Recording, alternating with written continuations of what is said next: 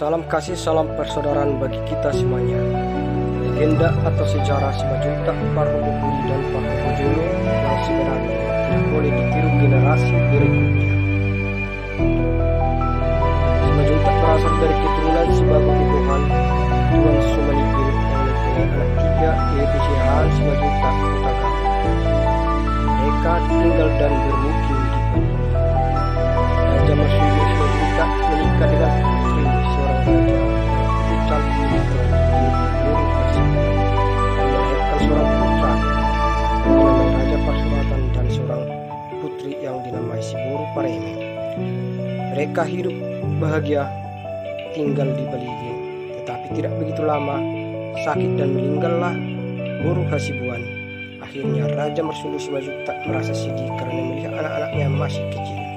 Maka datanglah abangnya Sihan untuk menyarankan supaya Raja Mersulu Simajuntak pergi ke seberang Danau Toba untuk menikah lagi. Dan akhirnya pergilah Raja Mersulu Simajuntak ke seberang Danau Toba dan menemui Raja Sibodang yang mempunyai seorang putri, Guru Sikota. Raja Mersulu Simajuntak mengutarakan niatnya. Akhirnya mereka sepakat dan Raja Mersulu Simajuntak membawa putri Guru Sikota ke Baligi dan menikahinya, dan lahirlah anaknya Raja Mardab Simajuntak dan anak kedua Raja Sitomo Simajuntak dan anak ketiga Raja Dukadulu Simajuntak.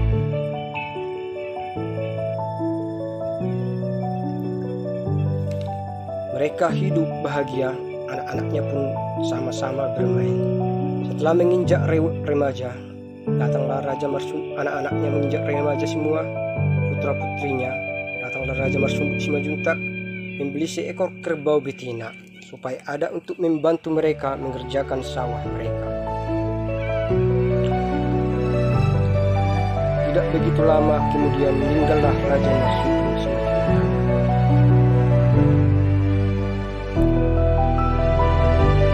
Mendengar apa yang dikatakan oleh para orang banyak bahwa Raja Pasurata sebagai abangnya, bahwa dialah yang berhak menggantikan sebagai abangnya, maka berawal dari situlah Simajuntak Parhubukuri dan Parhubujulu kurang baikan, di mana Simajuntak Parhubujulu selalu memakai kerbau itu untuk membajak sawahnya. Setelah adiknya datang, Simajuntak Parhubukuri memintanya, datanglah Simajuntak Parhubujulu, tunggu siap dulu sawah saya kerjakan, baru kalian yang mengerjakannya, katanya.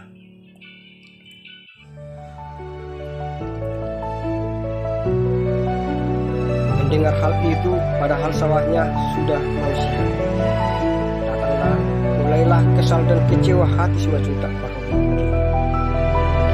Datanglah lagi Simajuntak Parhubukuri pada Simajuntak Parhubujulu, kalau begitu kita bagi dua lah kerbau ini, katanya.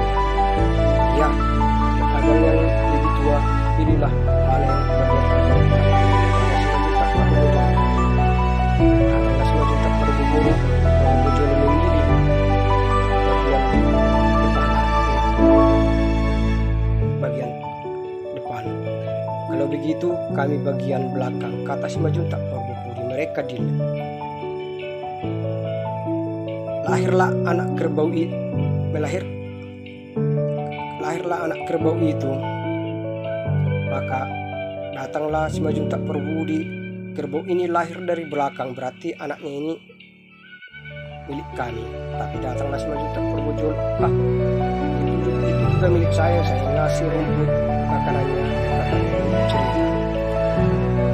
Akhirnya mulai dari situlah kesal, benci dan dendam hati Simajuntak Parhubukuri kepada Simajuntak. Tidak begitu lama kemudian datanglah Simajuntak Parhubukuri meminta, setelah mulai besar anak kerbau itu bisa membajak sawah, meminta kerbau itu untuk membajak sawahnya. Datanglah Simajuntak Parhubujulu, boleh kalian memakai kerbau ini, asalkan nanti malam kita pergi ke sawah melihat kalau ada 2 bulan, katanya. Mana ada 2 bulan, kata Simajuntak Parhubukuri, pasti kita yang menang, katanya.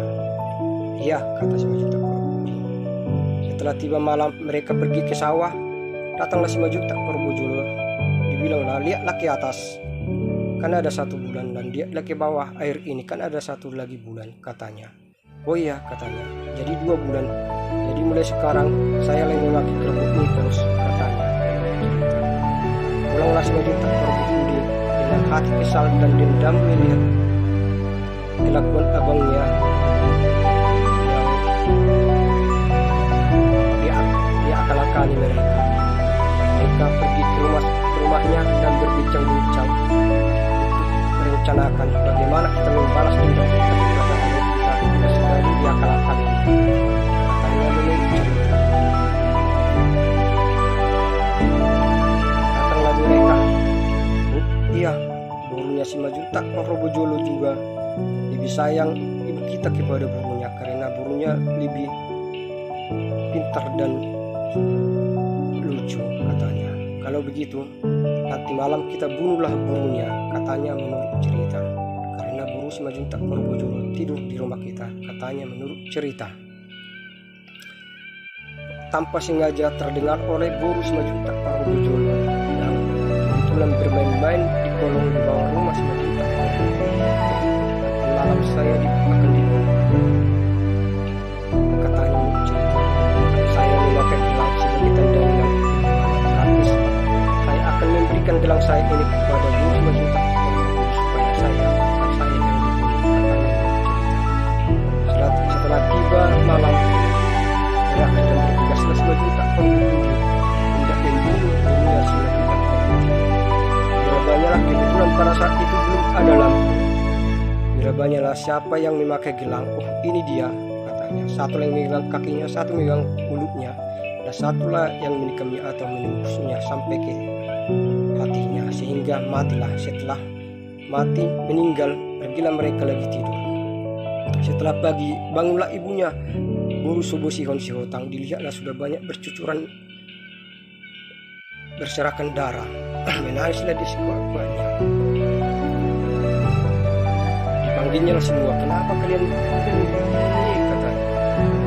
Ya, kami membunuh Guru si Majuta Korbujolo karena kami dendam kepada dia selalu mengakal-akali kami, katanya silakan.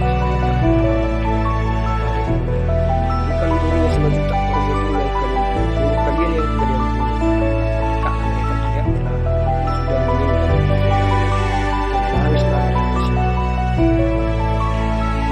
Mulai dari saat itulah si Majuta Korbujolo dan si Majuta Korbujolo tidak bersatu lagi. Di mana si Majuta Korbujolo karena tidak merasa bersalah atau tidak merasa membunuh, kalau bertemu dengan si Majuta Korbujolo selalu ingin bersama atau berteman, tetapi si Majuta Korbujolo selalu menjauh karena mengingat hal kisah sedih yang dulu. Gara-gara mereka terlalu dendam kepada abangnya, sehingga mereka saling membunuh. Yang mereka bunuh justru itu atau bunuh mereka sendiri. Di mana dalam cerita Arab kisah itu, di mana keduanya si Majuta Korbujolo dan si Majuta Korbujolo sama-sama salah yang tidak boleh ditiru oleh generasi. Iblis atau setan datang hanya untuk membunuh, membinasakan, membuat pertikaian, membuat dendam, iri hati, benci, perselisihan, menjelek-jelekkan, menghasut orang banyak supaya menghina atau menjelek-jelekkan lawan. Tetapi Tuhan Yesus datang supaya saling memaafkan, saling menyayangi, saling mengasihi, saling tolong menolong, berbuat baik, berbuat adil. Disitulah kita lihat kisah yang kurang baik yang dilakukan sejarah si Majuta Korbujolo dan si Majuta Korbujolo yang kurang baik ditiru oleh generasi berikutnya. Salam kasih, salam persaudaraan tanpa pandang bulu. Tuhan Yesus melindungi dan memberkati kita semuanya.